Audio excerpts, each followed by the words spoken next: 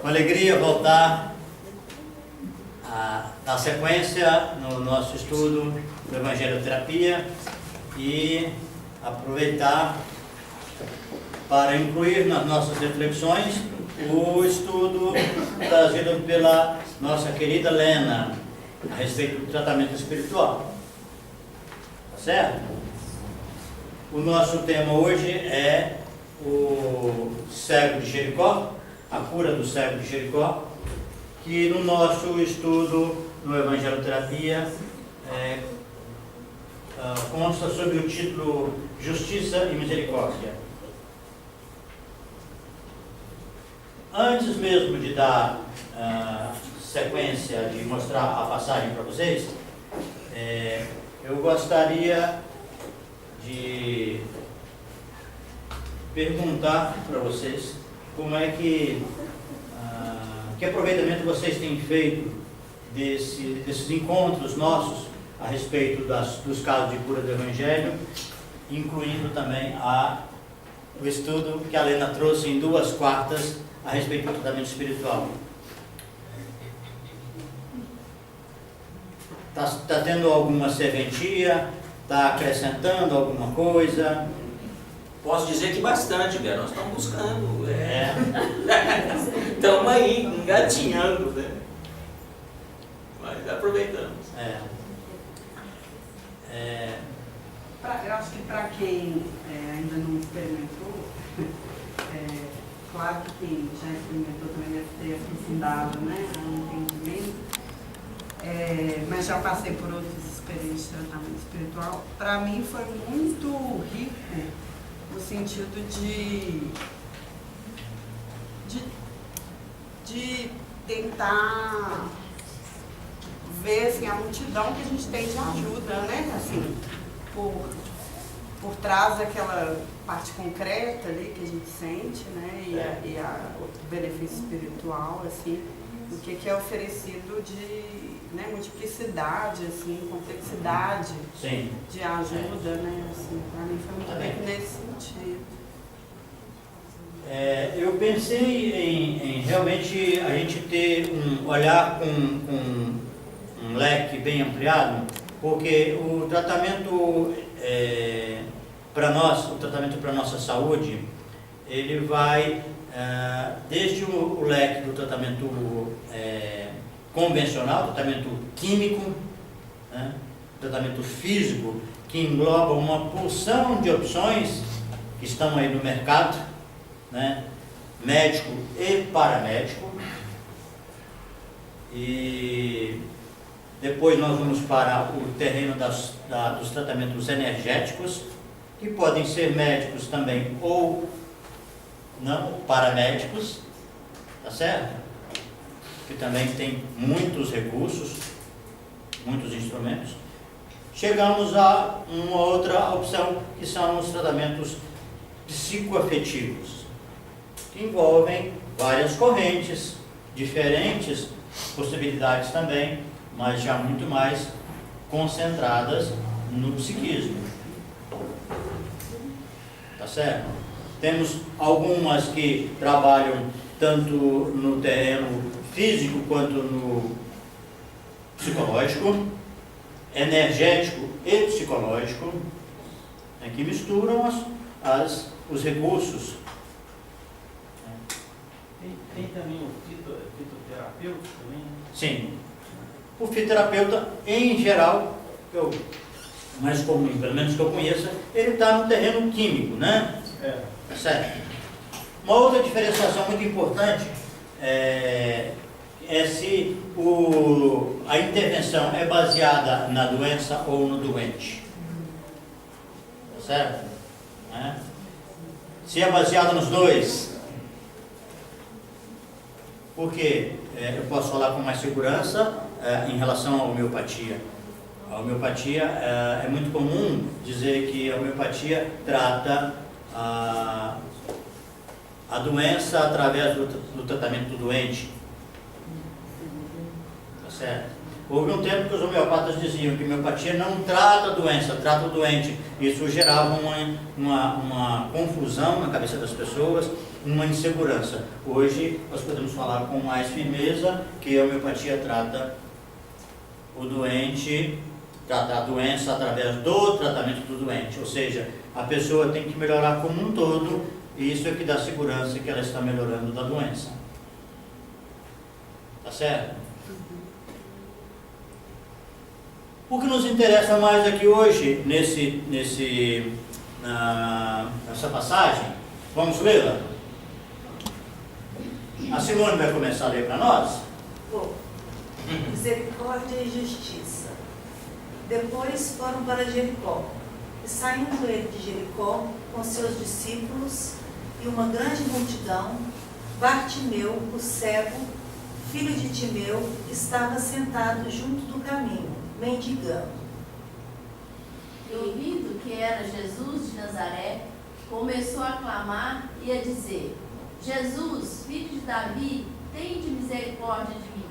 E muitos o repreendiam para que se calasse, mas ele clamava cada vez mais: Filho de Davi, tem misericórdia de mim. De Jesus, parando, disse que o chamassem. E chamaram o cego, dizendo: Tem bom ânimo, levanta-te, que ele te chama. E ele, lançando de si a sua capa, levantou-se e foi ter com Jesus. E Jesus, falando, disse-lhe: Que queres que te faça? E o cego lhe disse: Mestre, que eu tenha vista. Jesus lhe disse: Vai, a tua fé te salvou. E logo viu e seguiu a Jesus pelo caminho. Então, agora você um pouco deselegante, você um pouco chato. Quem é que mentalizou a passagem? Quem é que viu a cena e o desenrolar dela? Eu vi. É muito importante para a nossa compreensão, para que a gente passe a ser realmente, esteja mais próximo, né? Que a gente vá mentalizando.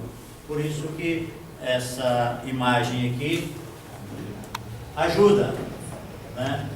Mas a gente tem que ver todo o desenrolar, tá? Nós vamos trabalhar principalmente a misericórdia. Bartimeu se reconhece necessitado. Qualquer enfermo só inicia o caminho da cura quando admite a própria doença. E, enfim, a questão da salvação e da fé. A tua fé te salvou, uma fé vibrante, decisiva, determinada. Aquela capaz de clamar: Deus, tem misericórdia de mim, e perseverar, lançar de si a capa e levantar-se. Tá bom? Nós vamos ficar nessas questões principalmente, tá? Levando em conta aquilo que eu disse antes, né? Vamos pensar no tratamento que eu tenho um enfoque, uma hipótese de trabalho, já tem algum tempo, né? Que o estudo da Lena, nas 2 semanas anteriores, me fez refletir, me fez incluir mais esse estudo na minha análise, tá? E eu gostaria de falar com vocês o seguinte, que já tem algum tempo que tem um paralelo que nós podemos traçar do tratamento de uma forma em geral com o metabolismo do corpo. Aí se tiver alguém da área da química ou da bioquímica, por favor, me ajude, né?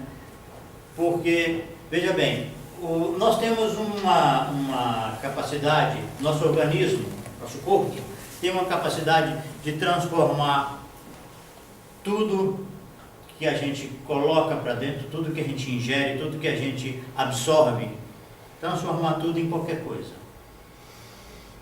Por quê? A absorção dos alimentos, ela só acontece porque há uma fragmentação. O processo digestivo, né? Ele promove uma fragmentação desses alimentos, dessas substâncias, quebra as moléculas em partículas cada vez menores para poder processar a absorção. E vai transformar essas partículas nos elementos que ele precisa, que o organismo precisa para a reposição, né? Vou falar nisso, vocês viram que essa semana saiu o Prêmio Nobel de Medicina, e vocês viram qual foi o tema? Células mortas.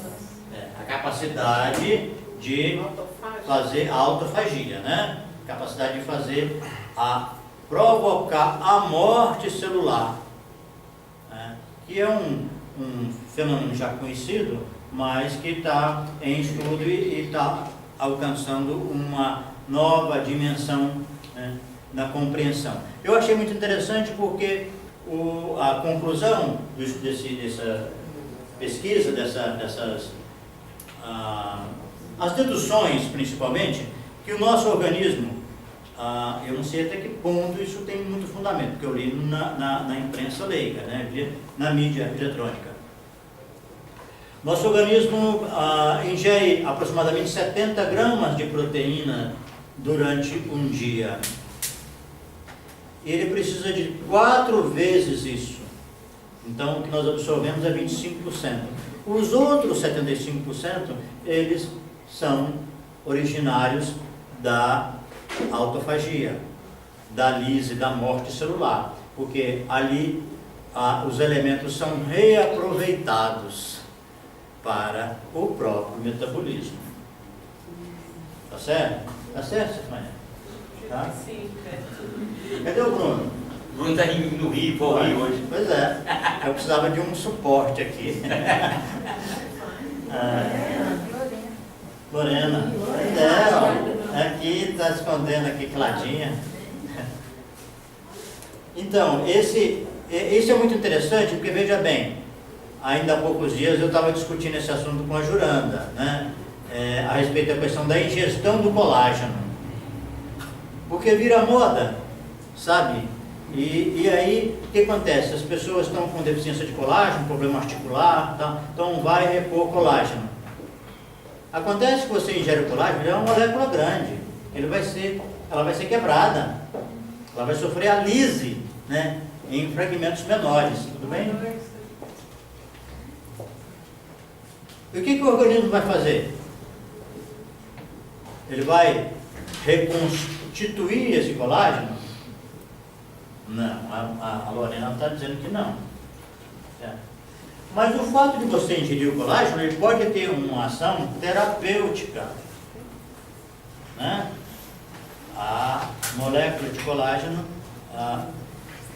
quebrada ou mais quebrada ou menos quebrada, ela pode ter alguma partícula que vai ter o efeito terapêutico, né, que vai diminuir os sintomas, a dor e outros, edema, outras alterações relacionadas à articulação.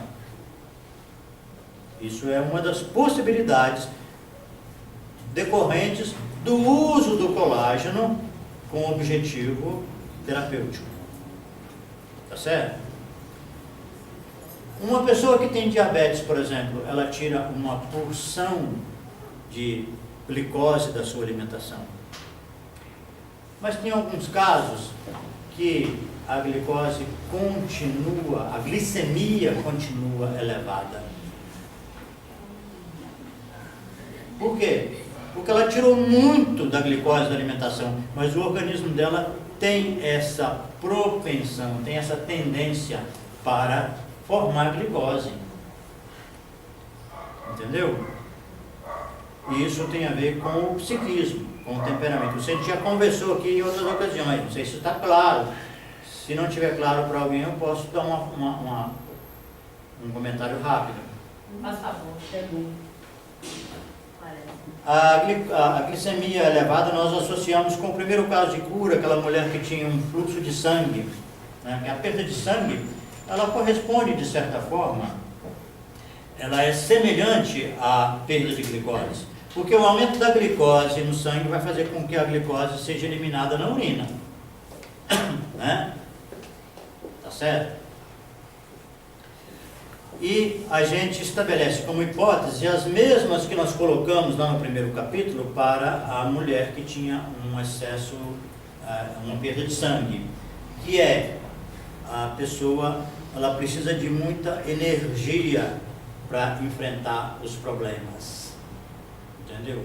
Tem um problema, mas ela precisa de muita força, porque na cabeça dela aquele problema é muito desafiador, entendeu? É muita preocupação, é muito estresse, para envolver coisas que não precisa de tanta energia. As coisas são vividas muito nesse padrão. E o organismo se acostuma com essa postura e começa a aumentar a sua glicose. Sim, constantemente. Se ela precisar de fazer mudanças e muda a alimentação e toma um remédio para diminuir a glicemia, né, um hipoglicemiante, vai ajustando as coisas, às vezes sim, e às vezes dá muito problema, tem que acrescentar insulina no tratamento, né, e uma dieta muito restritiva para o índice de glicose no sangue reduzir o máximo possível, entendeu? Essa mudança, digamos assim, de alimentação, mudança de hábitos, faz atividade física, toma medicamento, ela seria provavelmente muito mais, responderia muito melhor se essa pessoa fizesse uma mudança no seu temperamento, na sua maneira de encarar os desafios, os problemas, sabe, as necessidades que todos nós enfrentamos. Entendeu? É preciso lidar com disposição, com coragem, mas sem transformar, né, uma gota numa tempestade, né? Não transformar a gota d'água numa tempestade. Entendeu? Beto, uma vez eu acho que eu li falando assim, a pessoa que tem, né, glicose, diz que ela perdeu o doce da vida, né, a doçura da vida. Não sei se responde assim, algum estado emocional dela, né, que leva essa glicose, assim. De certa forma, Madá, eu acho que sim, porque se tudo é tão assim complicado, você não seria do tomar. Pois é. Nossa, eu lembrei da minha avó, que a glicose embaixava de jeito nenhum. Quanto mais restritiva a dieta mesmo.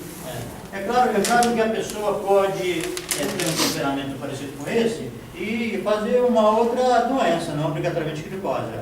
Essa associação não é assim, digamos assim, unívoca, né? Não é só essa alternativa que existe para o quadro.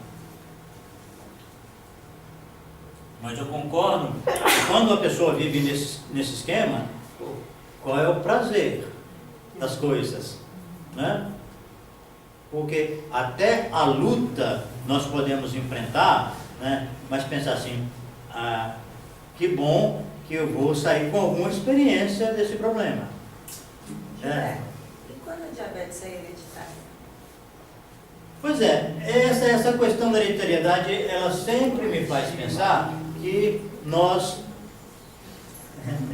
É a mesma resposta que eu te dei segunda-feira. É verdade. Mais ou menos. É verdade. Certo? Que nós reencarnamos no mesmo grupo porque nós temos afinidades, temos talentos em comum, né? Certo? E é muito comum que esse mesmo talento, em algumas pessoas ele está escasso, ele está diminuído, em outras pessoas ele está exacerbado. E nem assim, ele está aumentado. Não é que ele seja melhor, não. É porque o desequilíbrio está num sentido oposto. Certo? Gilberto, Pois não. tem também a questão de se apegar à doença.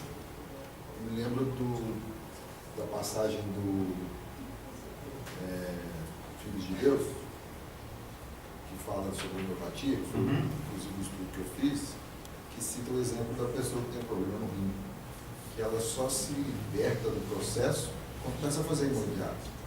Quando ela fica bem, Sim. fazendo hemodiálise, ao invés de aceitar o processo inverso. Uhum.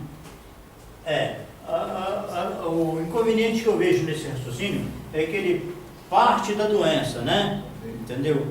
Que é o mais comum. Eu até fiz uma crítica a isso na Faculdade de Saúde Pública, onde eu estou fazendo curso atualmente. Né? Porque o raciocínio é todo pautado em doença. Pensa numa abordagem coletiva. Em relação a quê? A tuberculose. Outra abordagem coletiva, vamos fazer uma intervenção coletiva para câncer de mama. Inclusive a questão da vacina, né? Que existe essa... Às vezes para não funciona, cria, né? Tem toda uma demanda de debate. A medicina está toda dominada pela questão da doença. O raciocínio é todo calcado em cima da doença. Tanto é que o exemplo que você dá lá no livro prefere se basear nesse processo da doença, ao invés de olhar para a cura possível, né? Através da... A cura é o remédio e o tratamento, não a cura interior. Sim. Mais difícil, mais desafiador, né? Exatamente. Mas eu acho que a sua observação, André, é muito interessante, porque esse caso aqui, ó, esse sujeito era cego e mendigo. Então, vamos falar alguma coisinha sobre isso. Nós temos uma deficiência, seja de visão, seja de audição, seja de inteligência, seja de educação, sabe? Seja uma deficiência ética, moral, uma deficiência de capacidade administrativa, e eu tenho muito essa deficiência. Sabe? Deficiência de... que mais? Hein? Comportamento. Deficiência de algum talento qualquer. Deficiência de educação, de altruísmo, de amor.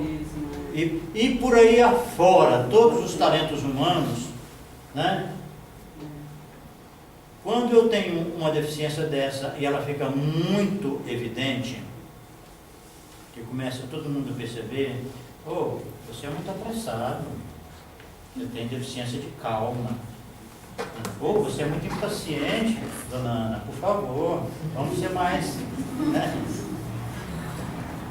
As pessoas começam a te sinalizar, elas começam a te dizer, certo? Algumas pessoas levam isso em conta e começam a fazer uma reflexão, um processo de reeducação, tá? Mas outras pessoas não, elas continuam dando vazão a essa deficiência e elas começam a mendigar. Isso se chama em psiquiatria, em psicologia, de ganho secundário. Tá? Mendigar significa que ela vai reclamar que você não tem compreensão. Tá? Ela quer ter um atendimento especial por causa disso. Ela está com muita pressa. E aí essa fila, essa ordem de atendimento, a forma como você está fazendo... queixação, né? Aquela queixação. Tem razão, né? É tirar a vantagem de uma deficiência. Tá certo? Os filhos fazem isso com uma certa frequência com os pais. Né? Eles têm alguma deficiência, algum problema, e aí os pais se preocupam. E essa preocupação, ela leva a tomar providências, a tomar atitudes, e aí costuma haver um jogo muito sutil de transferência de problema.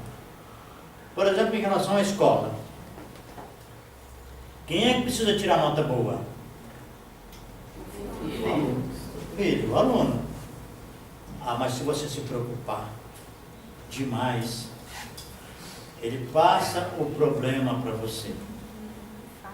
Porque você que não quer, você que se importa. Quem se preocupa, quem se importa, quem se interessa demais, é que vai ficar com o problema. Ele vai continuar tranquilo, porque tem quem se responsabilizou pelo problema. Tá certo? Né? Pois não, Lázaro? Aí entra o que Jesus nos explica. Eu não posso modificar nem o meu filho. Ele é o responsável pelas notas dele. Eu tenho que me colocar no meu lugar, dar a ele um suporte, mas ele é o responsável. É o que Jesus fez por nós. Veio, nos escreveu e ensinou. Sim. E deixou que nós seguíssemos os seus passos. Mas nós não fazemos isso. Nós primeiro queremos que ele nos ajude, como nós queremos ajudar o nosso filho. Nós ainda queremos que ele nos carregue no colo, como ele carregou. E nós vamos carregar o nosso filho, porque você tem que tirar 10. É aí que nós erramos completamente na nossa caminhada aqui na terra. É uma transferência, né, de responsabilidade. Tá? Mas a pessoa que aprende a mendigar, ela faz isso com uma certa frequência. Ela teve um problema na vida e teve uma coisa que realmente trouxe consequências, né? E aí ela se faz de vítima e quer ter a sua atenção, quer ter o seu afeto, né? E é muito comum que a relação ela tende a ser uma relação, um tipo de relação, né, neurótico. Tem vários tipos, né? Mas um deles é esse, né? Você tem um problema e eu não aceito, né? Isso gera um conflito entre nós, né? Então você não me atende em algumas coisas, eu finjo que estou satisfeito, né? E a gente continua nesse compasso que pode demorar anos e anos. Tá? Você não me atende e eu finjo que tá bom assim, porque vocês têm um outro problema que eu também não aceito. Tá certo? Bom, então nós temos, só para a gente fechar bem a questão do metabolismo, né, que é essa capacidade que o nosso organismo tem de produzir substâncias a partir da oferta, né, quebrar a imposição do meio. Né? Não adianta você ingerir muito uma coisa só, porque o organismo não vai seguir essa imposição, a não ser que você está dando, por exemplo, muita glicose para um diabético, né? Porque ele já tem essa tendência, ele vai continuar com a tendência dele, tá certo? Eu acho que aqui nós podemos fazer uma analogia com a questão do tratamento, considerando o externo, qualquer tipo de tratamento, como eu falei, tratamento físico, energético ou psicológico, tá certo? E o resultado disso. Ou seja, o que eu faço com esse tratamento?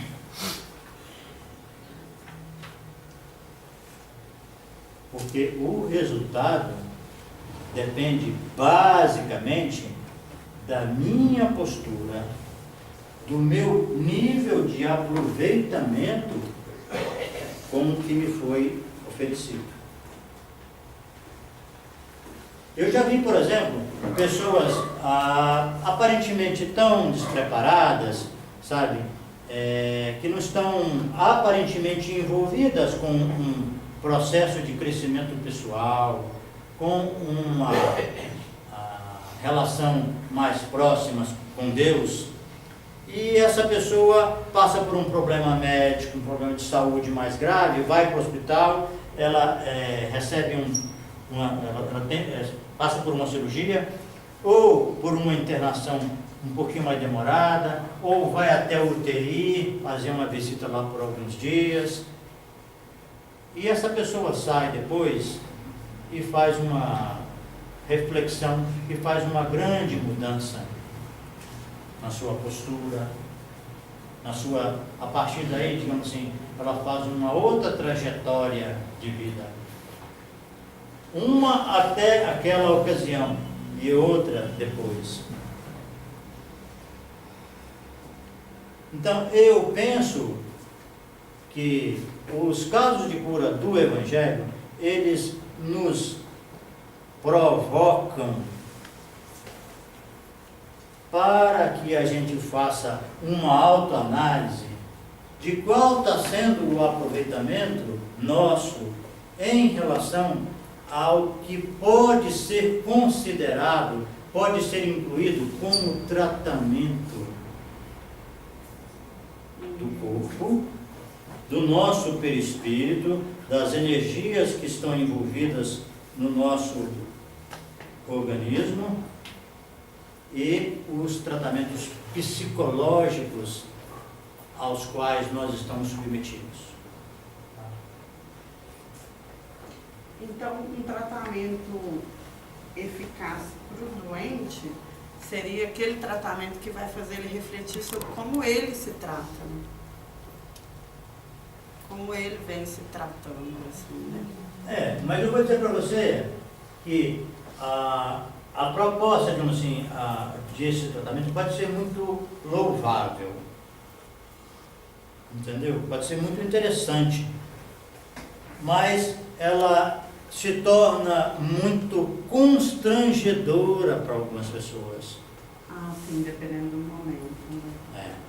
Eu já tive muita gente que, quando a consulta homeopática foi caminhando para investigar o temperamento da pessoa, né, me conta como é que você é, me fala sobre o seu temperamento, e a pessoa vai se sentindo incomodada, ela vai adotando uma postura corporal de defesa, entendeu? Vai ficando assim, cruza as pernas, cruza os braços, e você percebe pelo olhar dela que ela está constrangida, até chegar num ponto em que ela fala assim: doutor, meu único problema é a gastrite.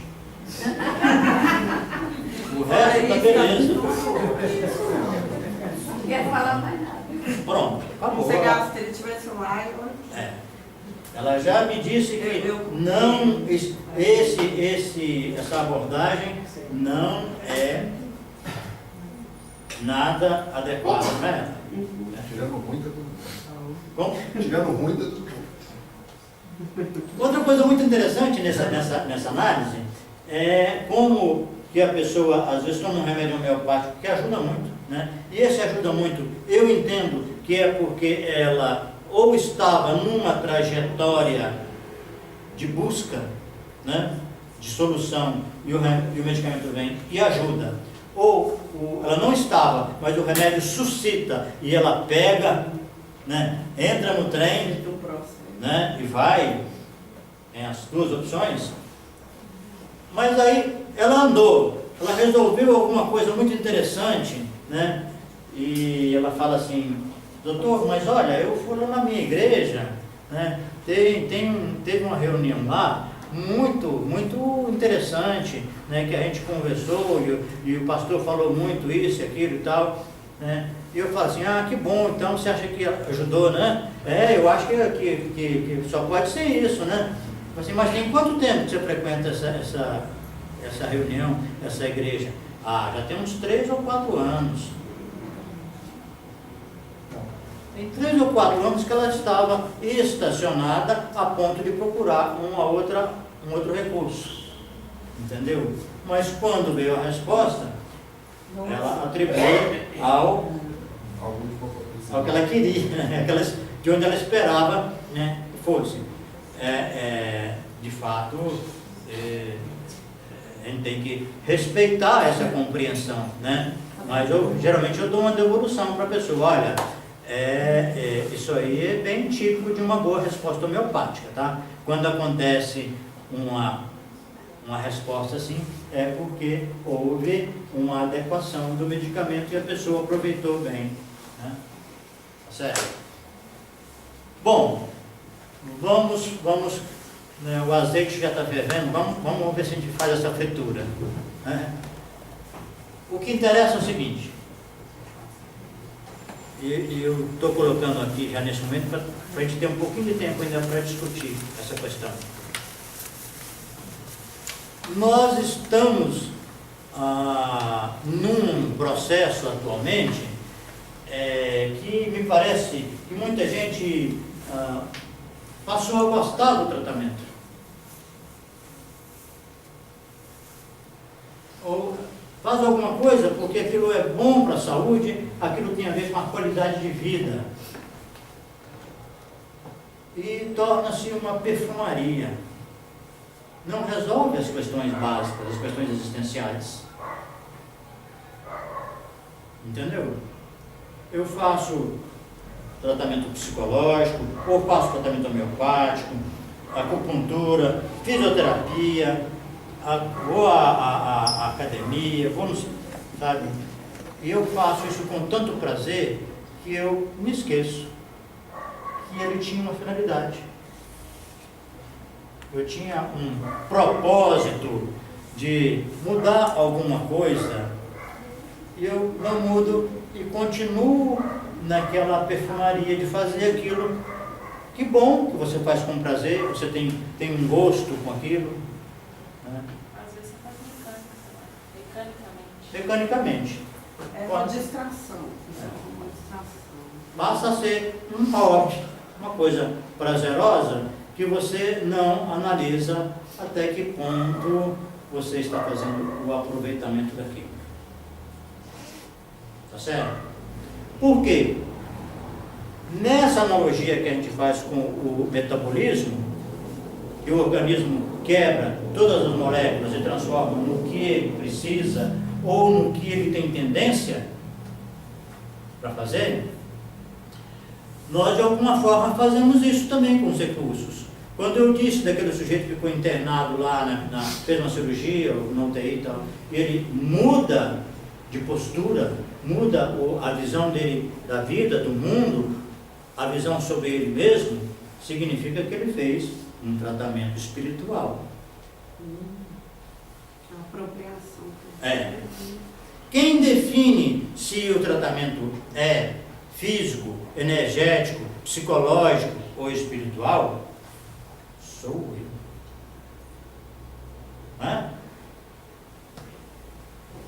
Se você me der uma paulada na cabeça, eu posso sair xingando, vou direto para o pronto-socorro, porque me deu um hematoma, vou para a delegacia, vou acionar você, eu quero indenização, etc.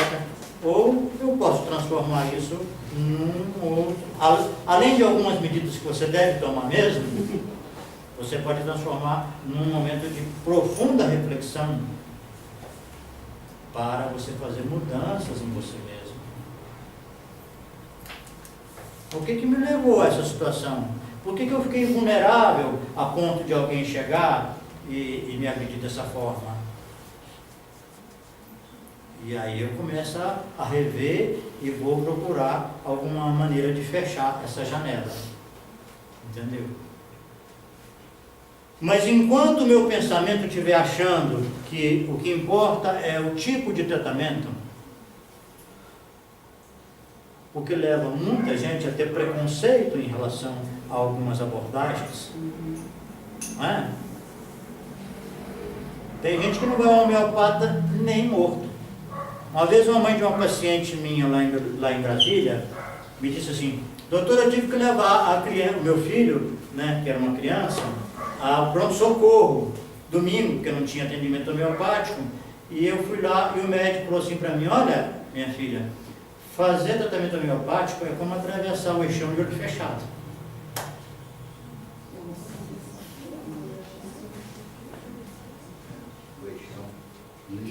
Eixão. Aquele eixo central lá de Brasília, né? Entendeu? Você fecha o olho e vai. É claro que é uma visão totalmente preconceituosa, né? Tanto a homeopatia quanto a medicina convencional tem as suas deficiências, as suas limitações, como tem as suas virtudes. Certo? Mas a minha provocação para vocês hoje é porque Jesus Cristo não fica de babá dos pacientes. Ele não fica acompanhando o tratamento. Então, raros casos em que ele reencontra o paciente depois e tem e dá alguma outra orientação.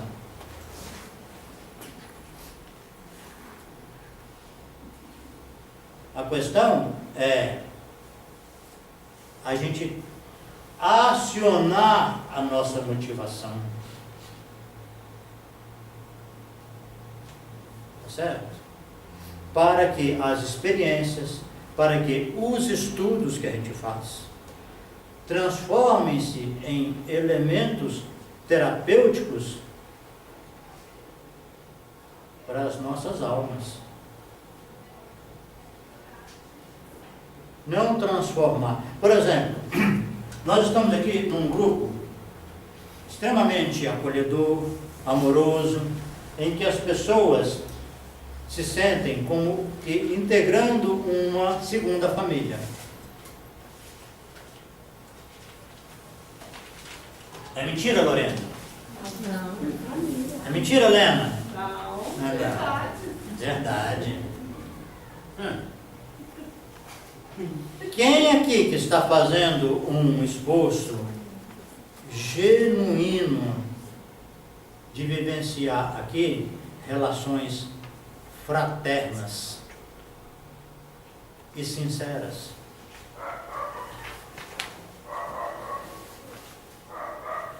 Como é que é? Em todo e qualquer lugar, né? Tudo em qualquer lugar, mas nem sempre você tem a oportunidade de fazer isso, né? No meio da rua você não vai falar, né? Você pode até viver alguma experiência ou outra, ocasionalmente, né? Que tenha esse conteúdo, né? Mas em casa a gente está disposto a viver isso, né? A gente está atento para que as nossas relações mantenham-se harmônicas, fraternas, construtivas, né? Aqui é uma segunda oportunidade. E nós estamos atentos, estamos trabalhando as nossas dificuldades, porque elas existem. Mas nós estamos atentos a isso? Tá certo? Porque senão transforma-se numa coisa que vai se arrastando no tempo. Entendi. Entrando, saindo, aquela antipatia, assim, né? A gente vai hipocritamente, né? Deixando como está para ver como é que fica. Certo? Para ver se fica longe. É. Olha, vamos fazer um grupinho aqui para uma coisa, aí a gente, né? Entendeu? Não, eu acho que é uma oportunidade de ouro para a gente exercitar essa fraternidade, trabalhar as resistências, né? As antipatias naturais, entendeu? E transformar realmente esse trabalho em um crescimento espiritual e não apenas numa coisa muscular, operacional, que a gente faz as coisas, faz as tarefas, né? Mas, como eu disse, entra ano e sai ano e o sertão continua ao Deus dará, né? Ou seja, a gente continua do jeito que está. Não sai do lugar. Não sai do lugar. Gilberto, isso aí a gente pode até pensar, de repente a gente faz um bom tratamento, seja orgânico, energético, né? E aí, só que a pessoa não muda a forma de pensar. O tratamento até ajuda. Por exemplo, a pessoa vai no tumor, ela tira o tumor, né? Ou recebe o tratamento energético. Mas ela tem uma melhora, né? Ele tirou aquilo que estava incomodando, só que depois a doença acaba voltando porque ela não mudou a forma dela pensar. Ela não fez o aproveitamento, né, daquele tratamento que ela recebeu, seja qualquer. Entendeu? O que acontece nesse caso? Vai voltar, a doença volta lá. Acho que é a mesma coisa nas relações, né? Como você colocou, de repente você tem antipatia com determinada pessoa, mas você não resolve aquilo, você está continuando com as suas com seus problemas, né? Com seus defeitos, entre aspas. Então, você não está mudando. Então, eu acho que as coisas, elas estão sempre agregando, mas depende daquilo, como é que você faz com aquilo, né? Depende do aproveitamento. Como é que você faz o aproveitamento? De repente você tem uma oportunidade de receber um bom tratamento, mas você não aproveita aquela situação. A escola pode ser boa, mas se o aluno não fizer a parte dele, né? Então, o nosso... Ô, Madá, falei em escola, você interessou, né? Você... O grande lance é sair do ciclo vicioso, né? Romper com esses bloqueios. Porque senão... Não pode introduzir, que toda hora a gente interrompe. Você falou outra coisa. Pode? Depois eu... Ô, Gilberto, talvez seja interessante observar também que é necessário entender de que nada se resolve, tudo vai entrar em processo de transmutação, de mudança, de imaginar que resolveu, está aqui. Mas tem coisas que podem até demorar um pouco mais, né? Mas a gente tem que lembrar daquele princípio da dialética, que a água, quando chega, vai aquecendo e chega nos 100 graus, ela resolve. Sim, mas não deixou de ser água. Sim, não, deixou de ser, ela virou vapor d'água. Vapor de... Mas é outra figura. É outra instância. É outra configuração. Mas é água. Mas é outra configuração. Sim. É exatamente isso. Vou observar que existe uma continuidade na transmutação. Depois que transmutou... Existe, mas se você olhar bem, né, digamos, os estados diferentes, né, o vapor, o líquido e o sólido, que é o gelo, eles têm propriedades diferentes. Né?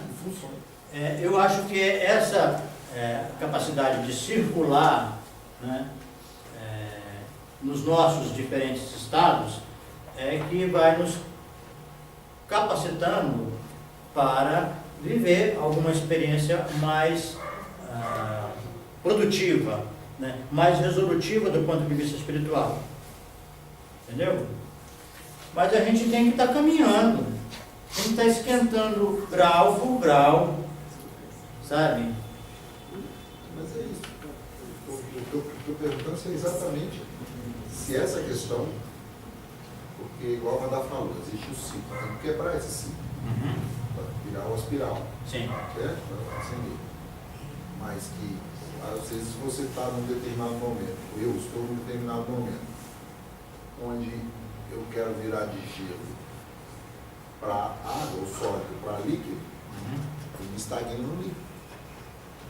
Sem parar para observar que eu preciso movimentar para chegar no gasoso. Sim. É por aí, eu acho que é por aí. E o gasoso, à medida que ele evapora, ele pode parar em algum lugar e depois fazer de novo. Se aquilo gelar, vai virar gelo. Se ficar frio o suficiente para ele gelar. Menos mobilidade. Exato. É nesse sentido que eu estou dizendo. E esse movimento ele não para, ele não estagna. Está acontecendo o tempo todo. Independente do estado que esteja. Sim, mas às vezes é um movimento, digamos, quase que circular, né? Andando atrás do próprio rabo. Entendeu? Não sai disso. É claro que a gente pode ter algumas questões na vida que a gente demora mais tempo para resolver, mas é preciso que a gente esteja nessa busca, sabe? Na busca de encontrar uma solução mais satisfatória, mais libertadora. Não quer dizer que você vai mudar, às vezes, a situação externa. Eu me refiro muito, nesse caso, ao casamento, porque é um casamento complicado, né, que a pessoa está difícil e ela batalha. E aí algumas pessoas...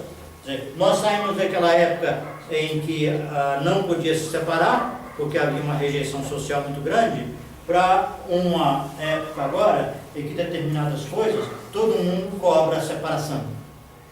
Você não vai separar dele, não? Ele fez isso com você não vai separar? Sabe?